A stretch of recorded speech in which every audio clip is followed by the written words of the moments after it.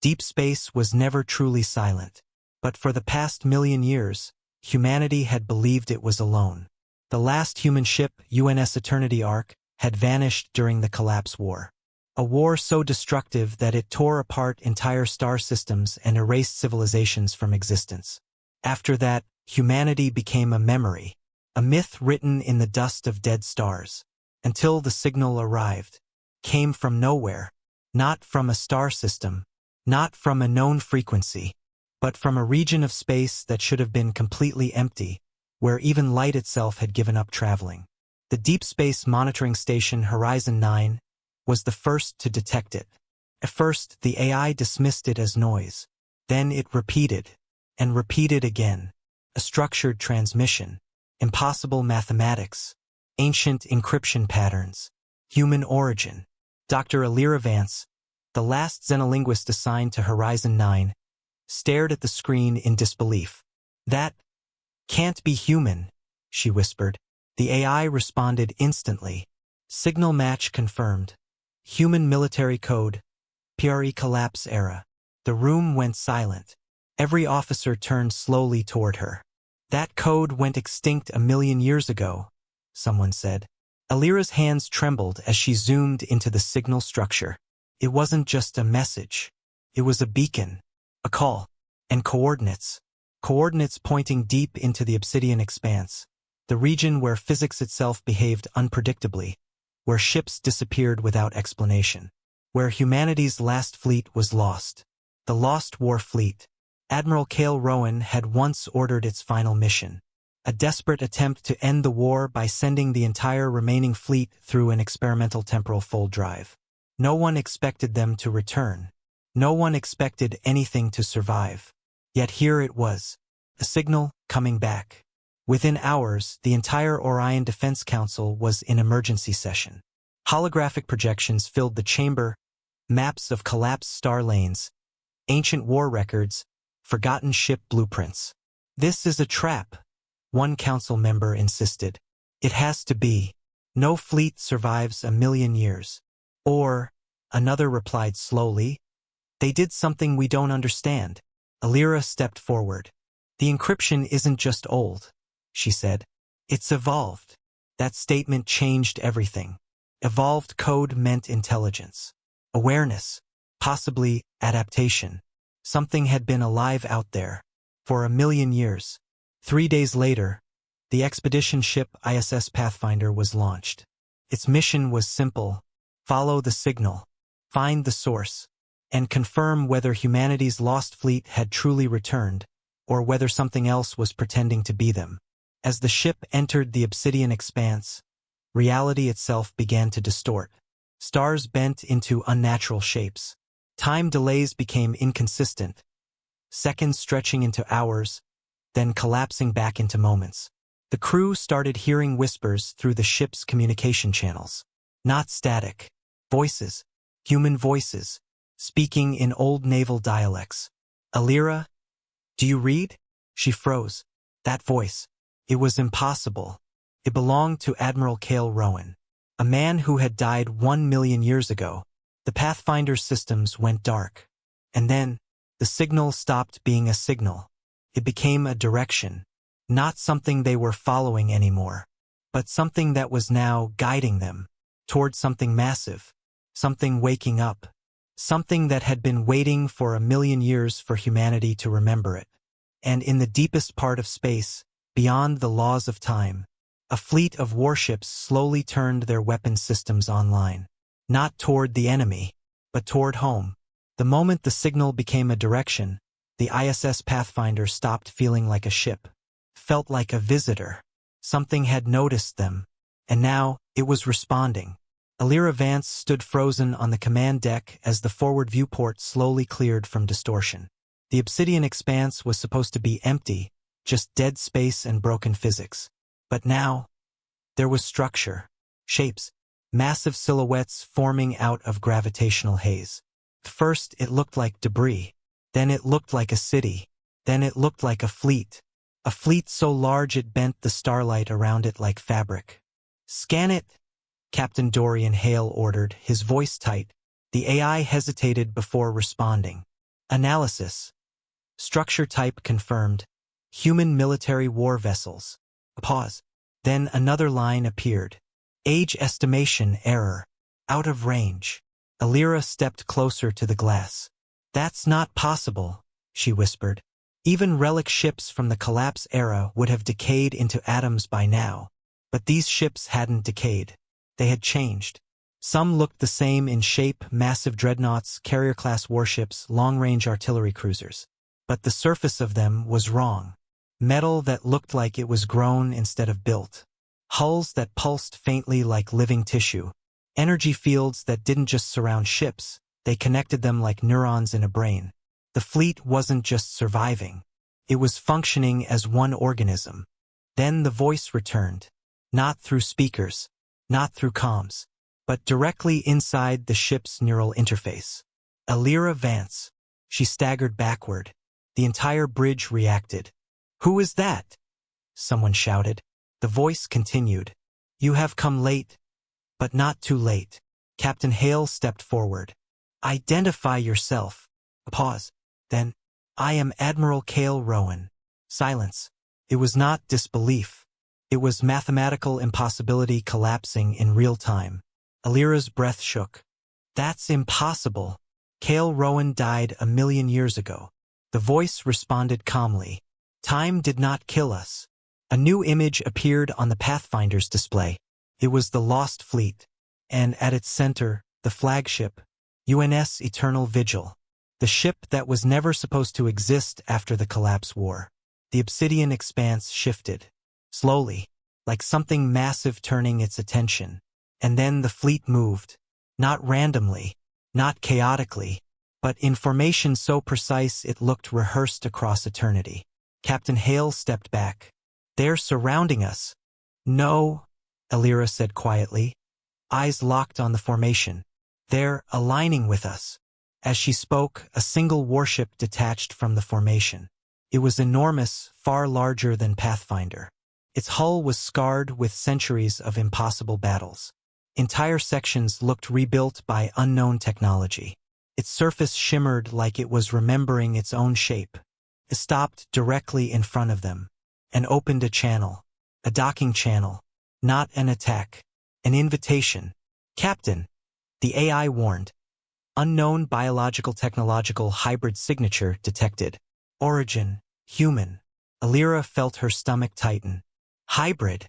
The AI paused again, then added, "Entity classification. Human evolutionary offshoot. Confirmed." That was the moment everything changed. Because it wasn't just the fleet that had returned. It was humanity rewritten. Inside the docking corridor, lights flickered alive as the Pathfinder prepared to connect. But the air itself felt different now. Heavier, older, like stepping into history that had been waiting for them to arrive. Alira adjusted her suit and stepped forward. Captain Hale followed reluctantly. The airlock hissed open, and on the other side stood a figure. Tall, armored, human-shaped, but not human anymore. Its eyes glowed faintly with a shifting blue pattern, like star maps being calculated in real time. His voice was calm, familiar, and impossible. "Welcome back," it said. "I am Lieutenant Commander Sarah Kane, of the Eternal Fleet." Alira's voice broke. "The Eternal Fleet survived?" The figure tilted its head slightly. "We did not survive." A pause. "We adapted."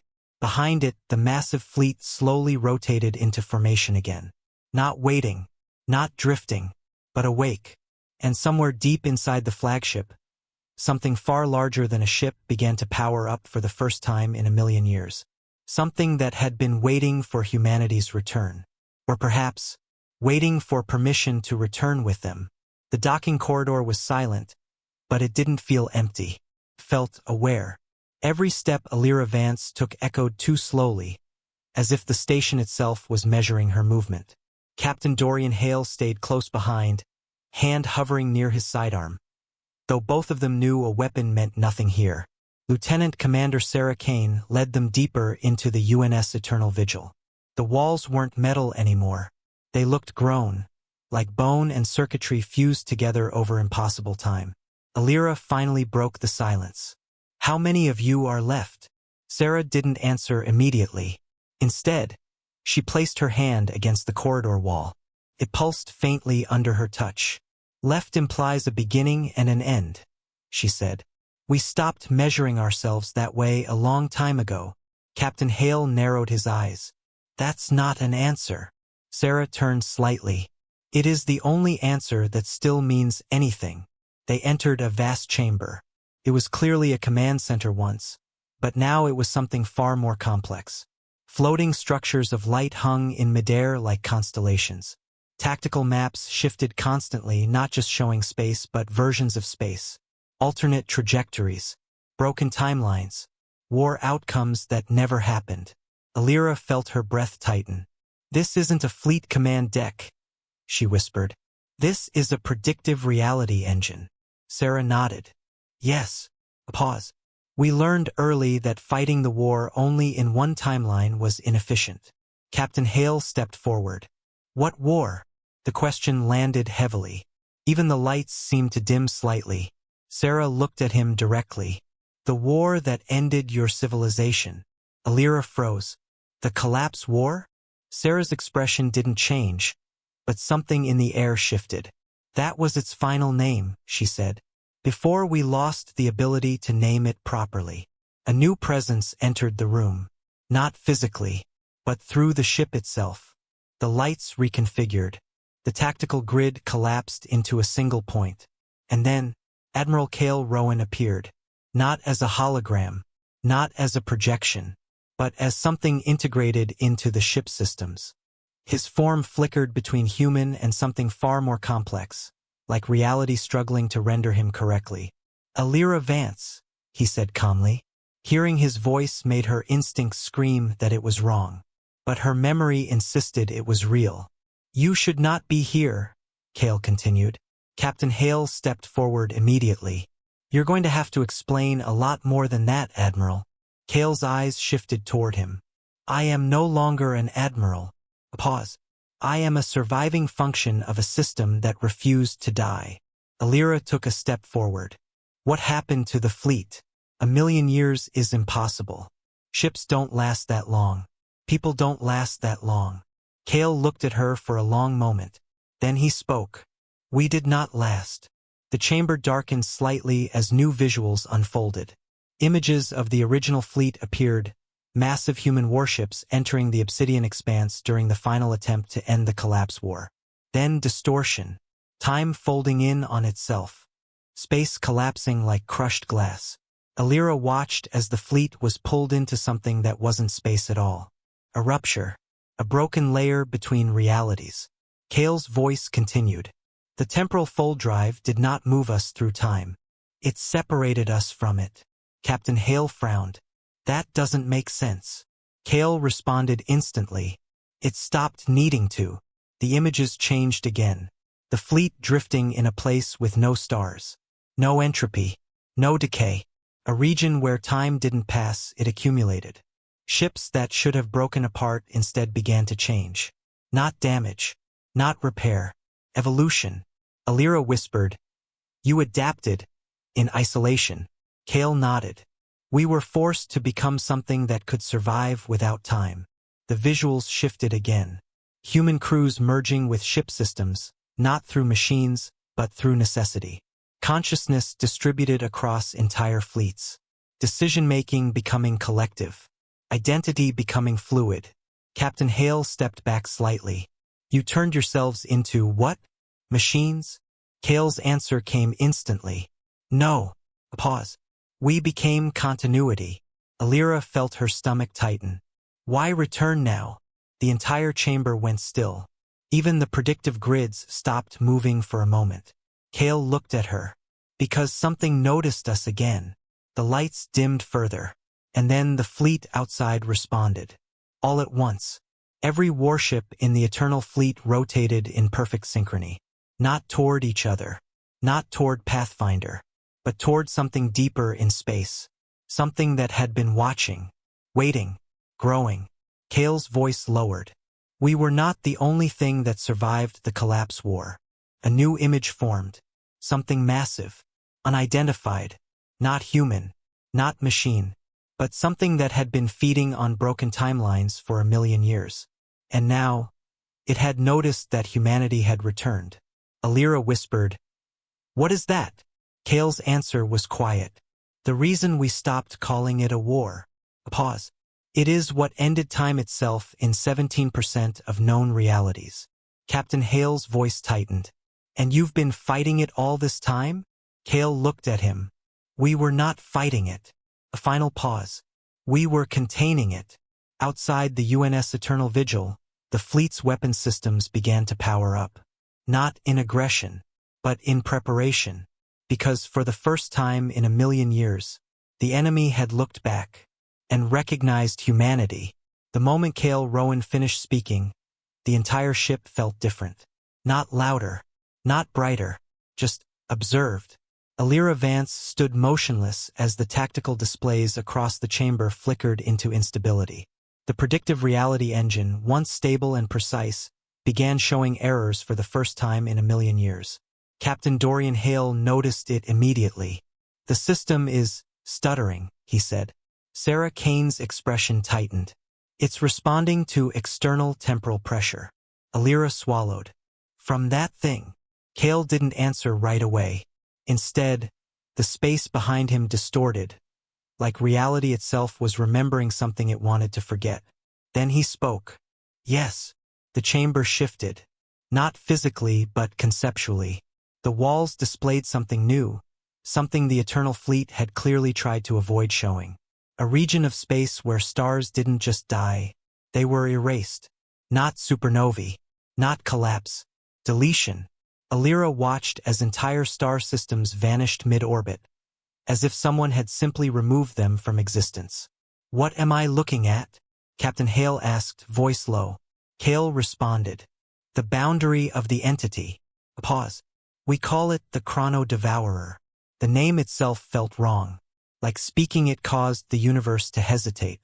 Alira stepped closer to the projection. "It's not a ship. It's not a species.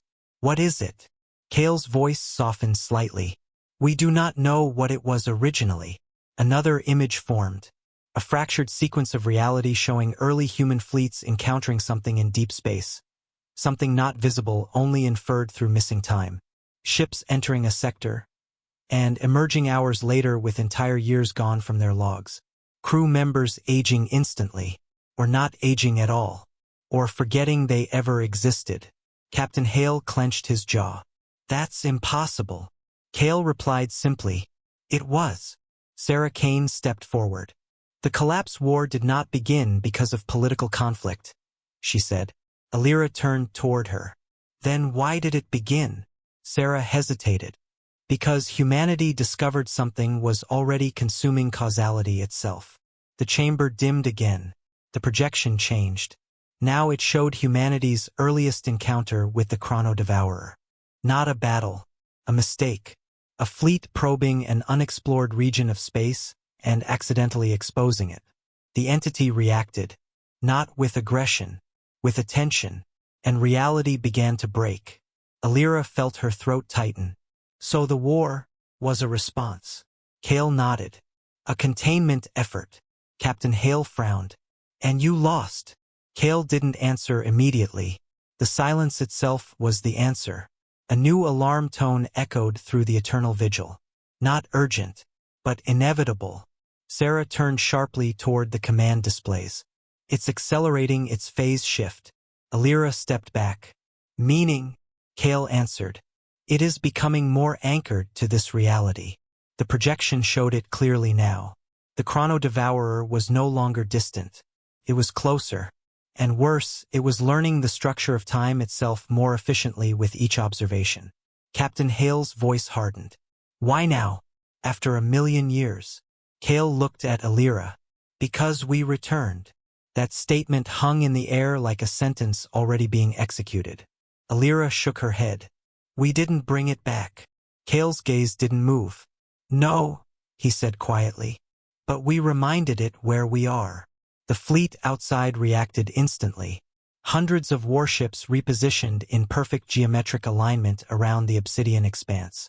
Energy fields ignited not as weapons, but as barriers woven through spacetime itself. Sarah spoke rapidly. We're initiating temporal containment lattice. Alira stared at the displays. You can still contain it? Kale's expression darkened slightly. We could. A pause. Until now. The chamber shifted again. But this time it wasn't controlled by the fleet. For the first time, the Eternal Vigil's systems hesitated. Alira felt it too. A gap in time. A missing fraction of a second. Captain Hale noticed her expression. Did you feel that? She nodded slowly. Yes. Sarah's voice turned sharp. It breached a microlayer. Kale's eyes narrowed. It's testing us. Outside the ship, something impossible happened. A section of space simply stopped. Stars froze. Light ceased mid-travel. And then, a single human voice echoed through all channels simultaneously. Not from the fleet. Not from systems. But from inside the delay itself. Alira Vance. She froze. The voice continued. You should not have come back. Captain Hale stepped forward instantly. Identify yourself. The response was immediate. I am not a self. A pause. I am what remains after every timeline where you lost. The entire Eternal Fleet went silent. Even Kale Rowan. For the first time, Alira saw something in his expression she didn't expect. Recognition. Fear. Sarah whispered. That's not the Chrono Devourer. Kale finished her thought. It is what it creates when it finishes consuming a timeline. A new term appeared on the display. Echo-singularity. Alira's voice shook. So every time it wins. Kale nodded. It becomes more complete. Captain Hale exhaled slowly. And what are we looking at now? Kale's answer came quietly. The version of it that already won somewhere else. The chamber lights flickered. The fleet outside shifted again. Not toward defense. Not toward offense. But toward a realization none of them had prepared for. The enemy wasn't approaching. It was already inside the concept of their return. Alira whispered. Then what do we do? Kale Rowan looked at her for a long moment. And for the first time since his return, he hesitated. We do what we did once before, he said finally. A pause. But this time, his voice lowered. We may have to erase the conditions that allow us to exist at all. Alira Vance stood in the shifting silence of the Eternal Vigil, feeling something she couldn't name pressing against reality itself. The fleet outside was no longer just holding formation. It was preparing, as if the universe had given it a countdown no one else could hear. Captain Dorian Hale watched the tactical projections flicker between stable and impossible states, each version of reality slightly different from the last. Sarah Kane moved through the command console with calm precision, but even she was working faster now, as if time itself was becoming unreliable in her hands. Admiral Kale Rowan remained still at the center of the chamber. His presence was no longer just physical or digital. It felt distributed, like his consciousness was partially embedded in the ship, partially in the fleet, and partially somewhere else entirely. Something vast and layered beyond normal human comprehension. The echo-singularity signal still lingered in the system, not speaking constantly, but existing like a pressure behind every second.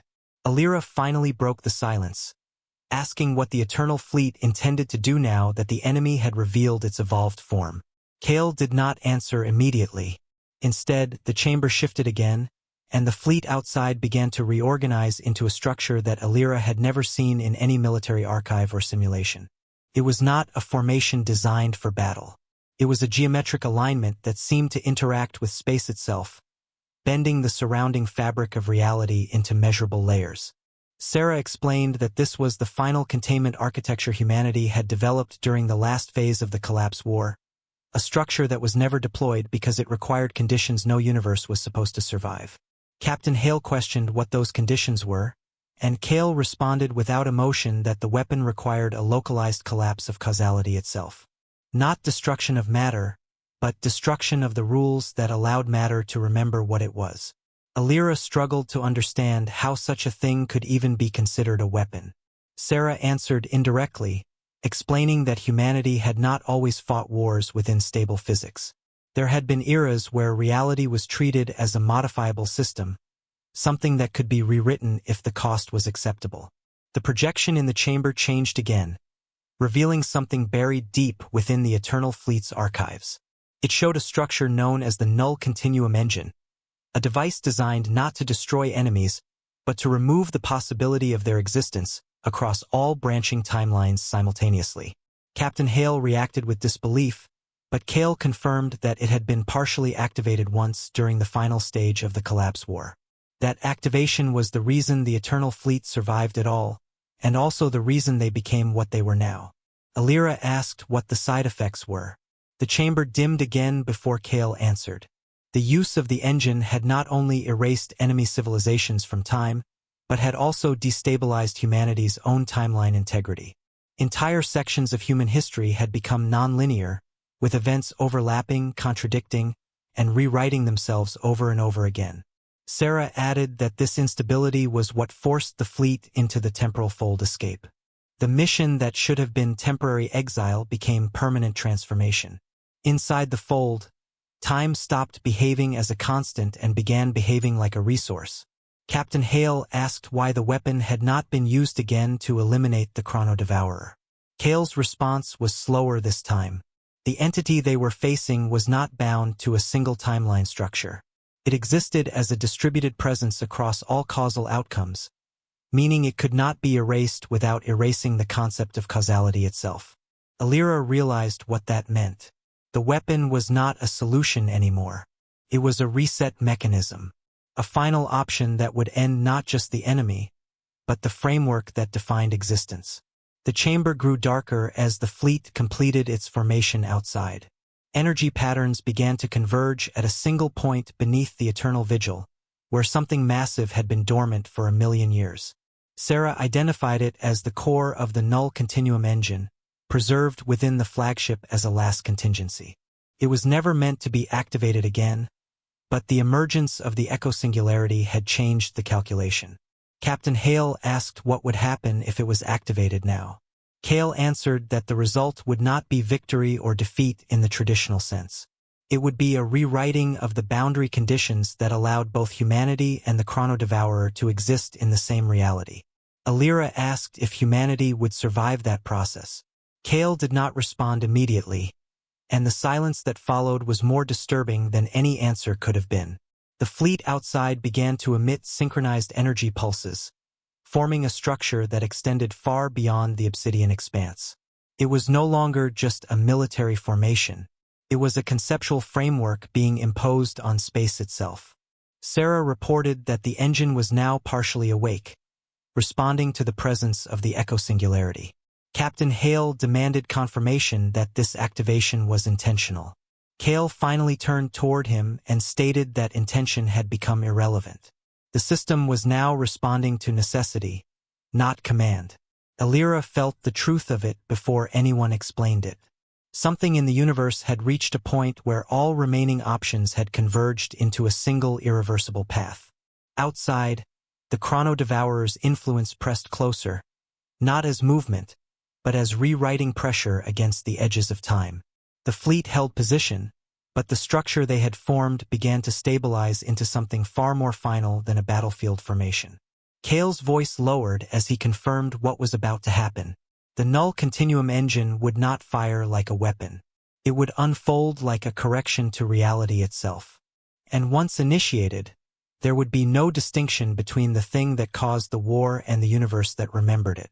Alira stood in the center of it all, realizing that humanity's return was no longer the beginning of a second chance. It was the trigger of a conclusion that had been waiting across 1,000,000 years of silence. The chamber lights faded completely as the fleet reached final alignment, and the last stable moment of the universe began to fracture into preparation for something that could no longer be called survival. The first sign wasn't an explosion. It was silence. A silence so complete that even the fleet's background systems stopped registering themselves as active. Inside the eternal vigil, every display froze for a fraction of a second longer than time should allow. That fraction stretched, barely noticeable at first, then refused to collapse back into normal flow. Alira Vance felt it in her mind before she saw it. Like her thoughts had to travel further than they used to become real. Captain Dorian Hale noticed the same thing in the way his own movement lagged half a heartbeat behind intention. Sarah Kane, however, was already adjusting systems as if she had anticipated this exact failure point for centuries. Admiral Cale Rowan remained the only one still fully synchronized with the ship. Or perhaps the ship was synchronized with him. Outside the vessel, the Eternal Fleet began to glow in layered patterns, each ship emitting overlapping rings of energy that did not behave like shields or weapons anymore. They behaved like definitions, boundaries being drawn across spacetime itself. Then the null continuum engine responded. Not with sound, not with motion, with absence. A region beneath the fleet simply stopped obeying continuity. Space didn't collapse or explode. It forgot how to continue existing in a consistent form. Stars in the distance began to flicker, not dying, but skipping versions of themselves. Alira's voice came out strained. It's starting. Cale's expression tightened slightly. No, it has already started. The projection systems in the chamber shifted violently. The echo singularity was no longer distant. It was closer than any sensor range could properly define. Not moving through space, but stepping through missing frames of time, using the gaps created by the engine's activation. Captain Hale pointed toward the tactical readout. It's adapting to the collapse field. Sarah responded immediately. No, it's not adapting. It's synchronizing. That word changed the atmosphere in the room. Alira turned sharply. Synchronizing with what? Sarah hesitated just long enough for the answer to feel worse than anything said so far. With the engine's output. A fracture opened in the outer display of the ship. Not damage. A mismatch between realities. For a brief moment, Alira saw something that shouldn't have been visible from this side of existence. A structure formed of inverted causality, an absence shaped like intelligence. It did not have form in any traditional sense, but her mind insisted on interpreting it as something watching. And it was watching back. The voice returned again, but this time it was no longer just directed at Alira. It was layered across every system, every crew member, every fragment of perception the fleet still maintained. You are repeating us. Captain Hale stepped forward. We are not repeating anything. The response came instantly. You are activating what we already became. Cale Rowan finally moved. Not toward the controls. Toward the edge of the chamber. Sarah's voice sharpened. Admiral, stabilization is incomplete. If you step out of synchronization. I know, Cale interrupted calmly. That was the first time Alira noticed something deeply wrong. He was not reacting to danger. He was acknowledging inevitability. Outside, the Eternal Fleet began its final alignment sequence. The structure they formed was no longer a containment lattice. It resembled something closer to a folded equation written across space itself. Every ship acted as a node in a larger correction system, feeding output into the null continuum engine. And the engine responded by erasing inconsistencies in real time. Entire microseconds of unstable reality vanished.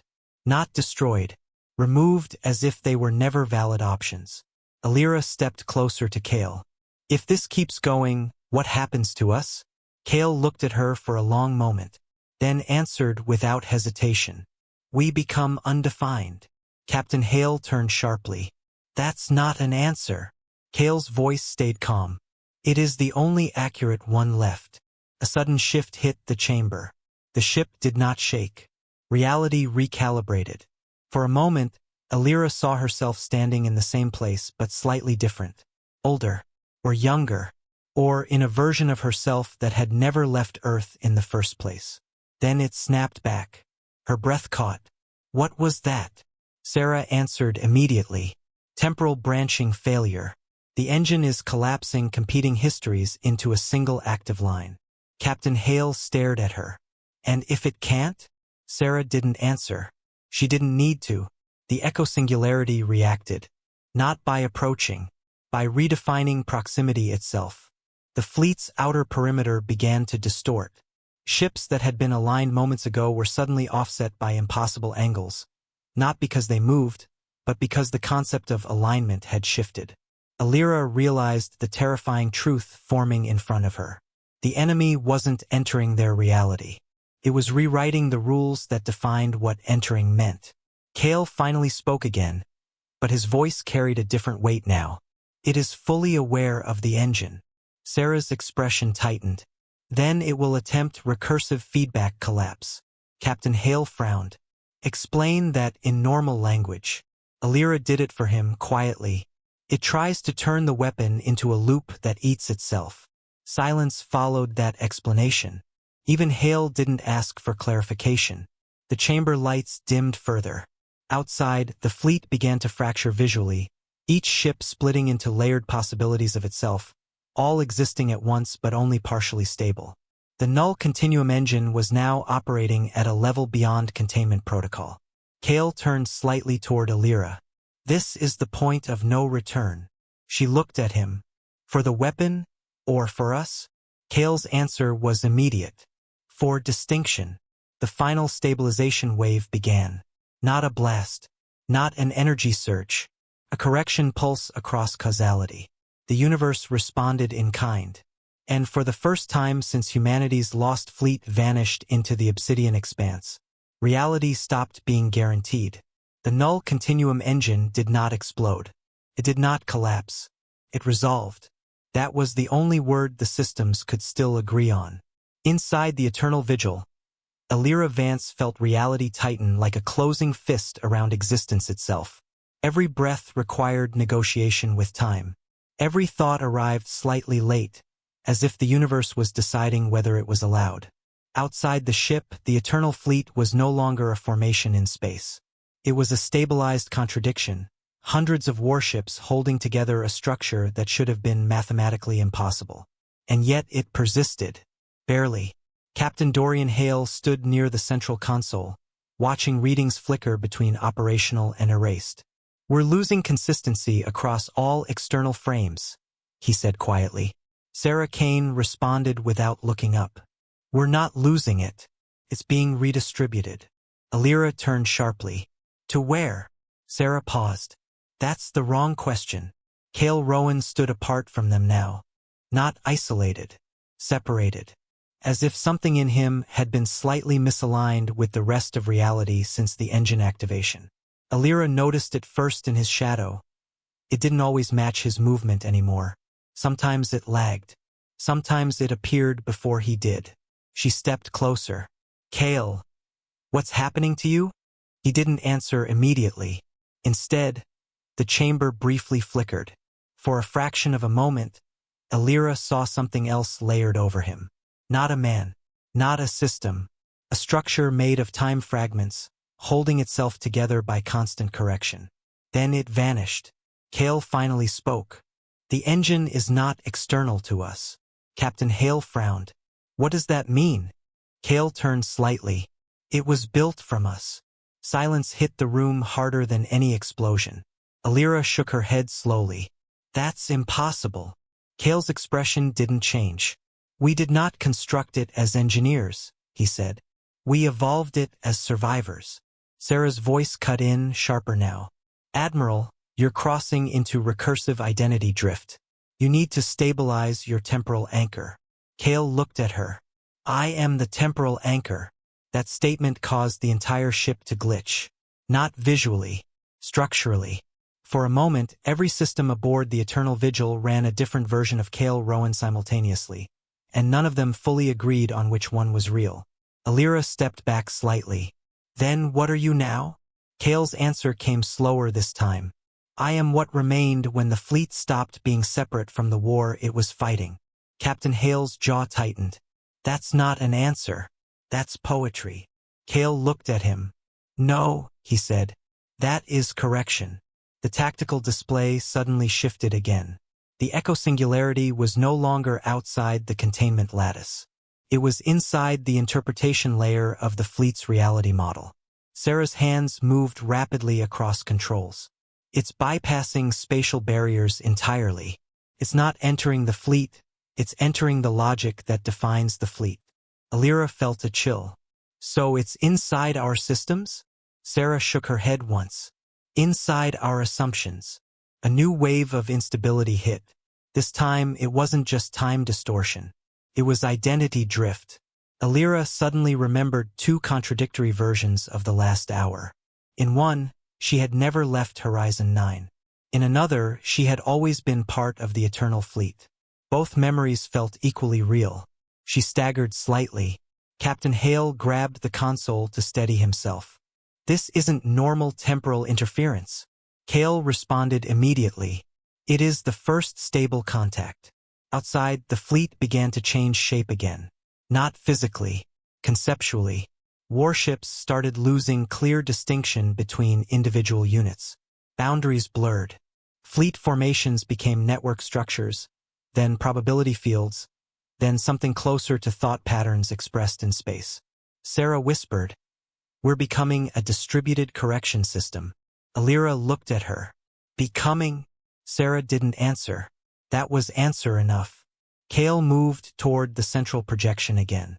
This time, the echo singularity responded instantly. The chamber filled with its presence, not as sound or image, but as structural pressure against cognition itself. "You are not original," it said. Captain Hale shouted, "We are humanity." The response came instantly. "You are a continuation error." Kale closed his eyes. For the first time since his return, his voice softened. "That is not entirely incorrect." Alira stared at him. "Kale, what did you do inside the temporal fold?" Silence stretched. Then he answered, "We did not survive the collapse war." A pause. "We replaced it." The chamber destabilized again. This time, Sarah could not stabilize it quickly enough. "Admiral," she said urgently, "if you continue this recursion state, the engine will fold your identity into the system backbone permanently." Kale nodded slightly. "I am aware." Captain Hale stepped forward. "Then stop it." Kale looked at him. "I already did."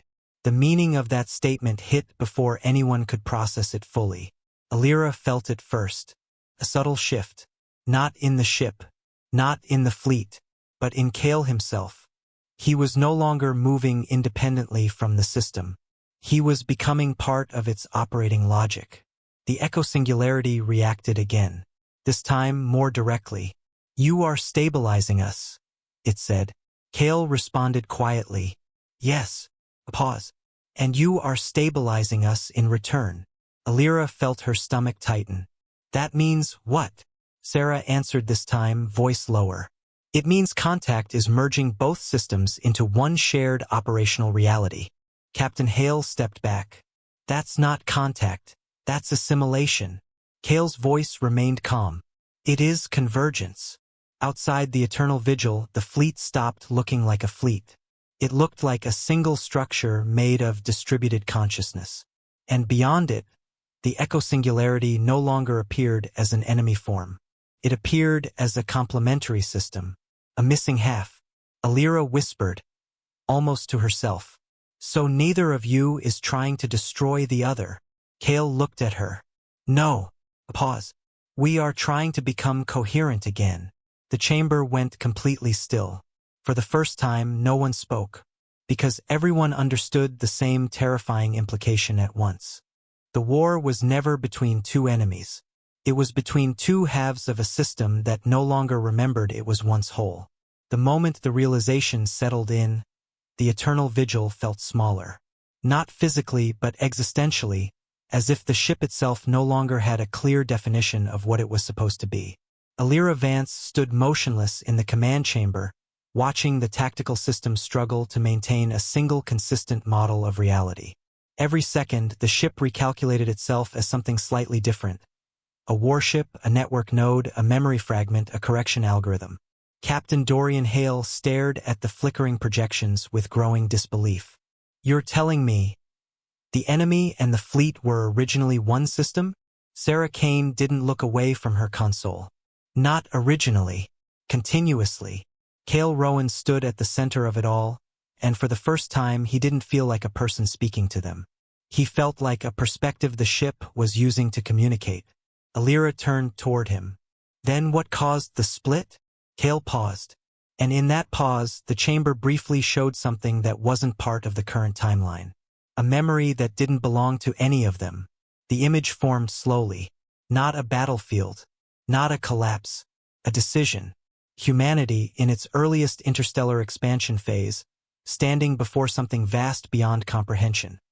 A phenomenon that existed simultaneously in every possible future. Not hostile.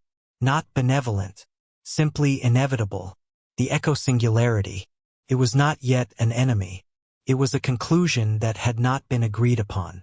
Sarah's voice cut through softly. We didn't split because of war. Captain Hale frowned. Then why? Sarah hesitated. Because we couldn't agree on what should remain possible. Alira felt a cold realization forming. You mean humanity tried to define reality differently? Cale finished the thought. And reality rejected multiple definitions. The chamber shifted again.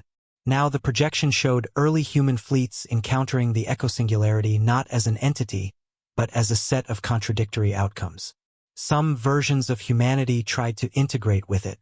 Others tried to isolate it. Others attempted to erase it entirely. Every attempt produced instability. Every instability produced more divergence. And divergence produced war. Not against an enemy. Against incompatible versions of existence. Captain Hale spoke slowly. So the collapse war wasn't a war against something. Cale answered immediately. It was a war between outcomes. The phrase hung in the air like something too large for language. Alira stepped closer to the projection. And the fleet. Cale's expression remained calm, but distant. The fleet was the first attempt to unify the outcomes by force. Sarah added quietly. And the eco-singularity was the natural counterbalance to prevent a single version of reality from dominating all others. The tactical systems flickered violently again. Outside, the Eternal Fleet shifted its structure once more. The geometric containment lattice was dissolving, not into chaos, but into symmetry that no longer required separation between units. Alira realized something unsettling. The fleet isn't fighting anymore. Cale nodded. It is remembering its original function. A sudden distortion passed through the chamber. For a brief instant, Alira saw multiple versions of herself standing in the same place. In one, she was part of the Eternal Fleet. In another, she was a council archivist studying extinct civilizations. In another, she had never left Earth at all. All versions looked at Cale. And all versions understood something different about him. Captain Hale stepped back. This is breaking our cognition stability. Sarah responded. It's not breaking. It's expanding. Alira turned sharply. Expanding into what? Sarah hesitated again. Into compatibility. Cale finally moved again, stepping toward the central projection core. The split was never permanent, he said. It was a phase of disagreement between systems too large to synchronize immediately. Captain Hale's voice hardened. So why not just merge them back then? Cale looked at him. Because synchronization requires a stable reference point. A pause. And we lost ours. The chamber dimmed further. Outside, the eco-singularity no longer appeared as an opposing force. It appeared as an incomplete reflection of the fleet's structure, like a missing piece of a pattern that had been fractured for too long to naturally reassemble. Alira whispered. And now, Cale answered. Now the reference point has returned. That statement changed everything. Sarah straightened slightly. You mean, Alira? Cale turned toward her. Yes. Alira froze. What? Cale's voice remained steady. You are the first stable human origin consciousness to re-enter the system after full recursion drift began.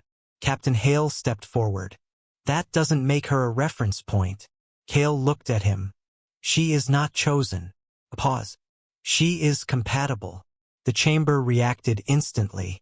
Systems across the fleet synchronized toward Alira's presence, as if her existence was now being used as a calibration anchor. Reality around her began to stabilize, but in doing so, it began to lock. Alira felt it immediately. The universe was narrowing around her as a fixed point. Sarah's voice sharpened. If she becomes the reference anchor, she will be integrated into the system permanently. Captain Hale turned toward Cale. You're using her as a stabilizer? Kale answered without hesitation. I am restoring coherence. Alira took a step back. And what happens to me after that? Kale's expression softened slightly. You will not experience it as loss. Pause. Because you will not experience separation. The echo-singularity reacted again. But this time its presence was different. Quieter. Closer. Not invading. Aligning. The chamber lights stabilized for the first time since the engine activation. Outside, the fleet stopped shifting. Not frozen. Balanced. And for a brief moment, the war that was never a war finally reached a state that resembled peace. But only because both sides had begun converging toward the same structure. Alira looked at Kale one final time, and understood the truth forming beneath everything. This was not about survival, not about victory, not even about conflict anymore. It was about whether two incompatible versions of reality could agree to become one without erasing what made them different. The moment Alira Vance was designated as the reference anchor, the Eternal Vigil stopped feeling like a ship. It became a decision space. Every corridor, every console, every flicker of light now adjusted itself in relation to her presence, as if the entire vessel was recalibrating reality around a single human point. Alira could feel it in her bones, like the universe was gently tightening around her, testing how much stability she could provide before breaking. Captain Dorian Hale stayed close, watching her like she might vanish if he looked away for too long. This is insane, he muttered. They're turning a person into a calibration constant. Sarah Kane's voice was quieter now. Not a person. A compatibility node. Alira turned sharply. Stop talking about me like I'm a system parameter. Sarah met her gaze, and for the first time there was hesitation in her expression. That's not how it feels, but that's what it is. Outside the Eternal Vigil, the Eternal Fleet had fully stopped its structural shifts. The geometric lattice it once maintained was now dissolving into something more fluid, less like a formation, more like a shared thought stabilized across space. And beyond it, the echo-singularity no longer pushed against them. It matched them, like a mirror finally aligning with its reflection. Kale Rowan stood at the center of the chamber, but even he now seemed partially distributed. His presence flickered between physical form and system-wide awareness. Alira, he said calmly, you are feeling the convergence pressure. She clenched her fists. I feel like reality is trying to rewrite me. Kale nodded once. It is not rewriting you. It is negotiating with your structure. Captain Hale stepped forward. Negotiating? She's a human being, not a treaty. Kale looked at him. Those are not mutually exclusive anymore. The chamber dimmed again. This time, instead of showing projections, it showed possibilities. Alira saw herself in countless versions of reality. In one, she stood beside Kale as part of the Eternal Fleet. In another, she was absorbed into the echo-singularity, speaking in its unified voice. In another, she rejected both and caused the collapse of the convergence entirely, resetting existence back into fragmentation. All versions felt equally real. All versions pulled at her mind at once. She staggered slightly. Sarah reacted immediately. Her cognitive branching is accelerating. Kale responded, it is expected. Captain Hale snapped, expected by who? Kale turned toward him. By the system attempting final unification. Outside, the echo-singularity made its first direct stabilization move. Not an attack. Not a defense. A synchronization wave. It passed through the fleet like a silent tide, touching every ship, every structure, every fragment of distributed consciousness. And wherever it passed, contradictions began to collapse into single states. The fleet responded in kind. Not resisting, aligning. Alira felt it immediately. Her memories began to reorder themselves, not disappearing but resolving. Conflicting timelines of her life began merging into a single continuous thread. The version of her who had never left Horizon 9 began to align with the version standing inside the Eternal Vigil. The differences didn't vanish, they reconciled. But the reconciliation came at a cost. The feeling of being multiple possible selves began to fade. She whispered, I'm losing divergence. Sarah answered softly. You're becoming coherent. Captain Hale stepped closer. Alira, fight it. But Kale interrupted. She cannot fight it without destabilizing the system. Hale turned on him. So you're just going to let her dissolve into this thing? Kale's expression remained calm. She is not dissolving. A pause. She is converging. The echo singularity spoke again. But now its voice was no longer foreign. It sounded familiar. Alira Vance. She froze. The voice continued. You are the final unresolved variable. The chamber shifted violently. For a moment, Alira saw the truth beneath everything. The Eternal Fleet and the Echo Singularity were not two systems merging. They were two incomplete halves of a single origin structure, split long ago during humanity's first attempt to stabilize infinite possible futures into one controllable reality. The collapse war had not been a failure. It had been a decomposition event, a forced separation to prevent total collapse of existence into a single rigid outcome. Captain Hale stepped back slightly. We broke reality on purpose. Kale answered quietly. To keep it alive. Alira felt something inside her shift again. Not pain. Not fear. Understanding. The convergence wasn't erasing humanity. It was removing contradiction. And contradiction was what allowed choice to exist. Sarah's voice dropped lower. If she stabilizes fully, the system completes. Kale nodded once. Yes. Captain Hale asked. And what does completion mean? Kale looked at Alira. Singular continuity. A pause. No more alternate outcomes. No more branching existence. One unified reality state across all systems. Alira felt the weight of that truth settle into her. No more choices, she said quietly. Kale answered. No more instability. Outside, the fleet and the echo singularity began the final phase of alignment. Not merging violently. Not collapsing. Slowly synchronizing like two halves of a long-separated equation finally solving itself. And at the center of it all, Alira Vance, the anchor holding the last difference between them. Captain Hale looked at her one last time. Don't let them take your choice. But Alira was no longer sure what choice meant, because every version of her that existed now agreed on one thing. The universe was finally becoming consistent. And consistency was starting to feel like inevitability. The last threshold did not announce itself.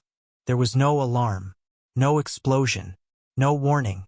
One moment, Alira Vance was standing at the center of the eternal vigil, feeling the weight of countless possible versions of herself pressing toward a single point. The next moment, the concept of center stopped being meaningful. The convergence began. The eternal fleet outside no longer looked like ships. It looked like structure becoming thought. Every warship, every node, every fragment of the ancient human military network folded inward. Not collapsing, not destroying itself, but resolving into a single continuous architecture spread across spacetime. And across from it, the echo singularity did the same. Not as an enemy, not as a force, as the complementary half of the same equation finally accepting a shared solution. Inside the eternal vigil, Captain Dorian Hale was the first to lose stability. Not physically, but conceptually. He blinked, and for a fraction of a moment, he remembered a version of himself who had never been a captain. Another where he had died in the collapse war. Another where he had already accepted convergence long ago. All versions overlapped.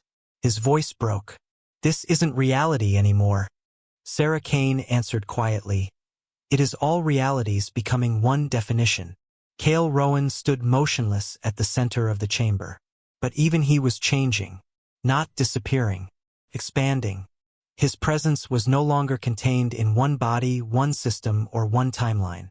He was becoming distributed across the convergence field, like a guiding structure ensuring that the final merge did not collapse into chaos. Alira looked at him. Cale, what happens to you when this finishes? For the first time, his expression softened completely. I stop being a decision point. A pause. And become part of the outcome. The echo singularity spoke one final time, not as an external voice, but as something woven into everything. Alira Vance. Anchor complete. She felt it immediately. The last resistance inside her, the final separation between possible selves, began to dissolve. But instead of fear, what rose was something far more unsettling. Clarity. She saw it, not as a vision, a structure, the truth of the convergence. Humanity and the eco-singularity were never meant to coexist as separate systems indefinitely.